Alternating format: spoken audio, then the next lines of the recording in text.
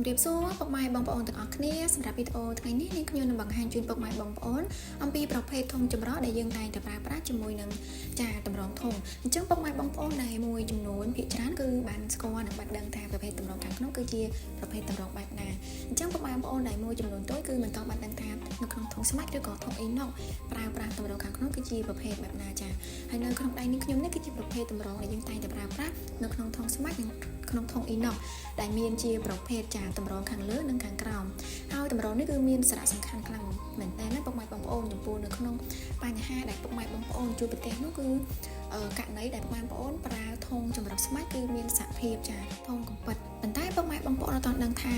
គិតថាជាប្រភេទធុងកំពិតដែលធុងស្មាច់យើងវាឡើងសម្ពាធហ្នឹងពេលដែលបើកដំណើរការបើសិនឡើងវិញគឺគិតថាជាបញ្ហាធម្មតាតែមាន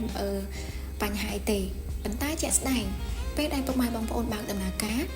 ប្រព័ន្ធបន្សុទ្ធទឹកចានៅពេលដែលការផលិតទឹករាល់ដងនោះគឺថតថាក្នុង1ម៉ោងគឺបាន500លីត្រប៉ុន្តែបញ្ហាគឺខ្សោយជាងមុនទឹកផលិតក្នុង1ម៉ោងគឺបាន500លីត្រទេបានតែ200លីត្រឬក៏300លីត្រអញ្ចឹងក្នុងករណីហ្នឹងគឺ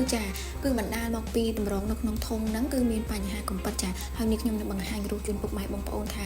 តម្រងខាងក្នុងកំពិតហ្នឹងគឺមានសភាពបែបណាអញ្ចឹងក្នុងករណីដែលពុកម៉ែបងប្អូនចាជួបបញ្ហាបែបនេះបងប្អូនត្រូវឆែកមើលប្រព័ន្ធតម្រងនៅក្នុងធុងចាដើម្បីឆែកមើលថា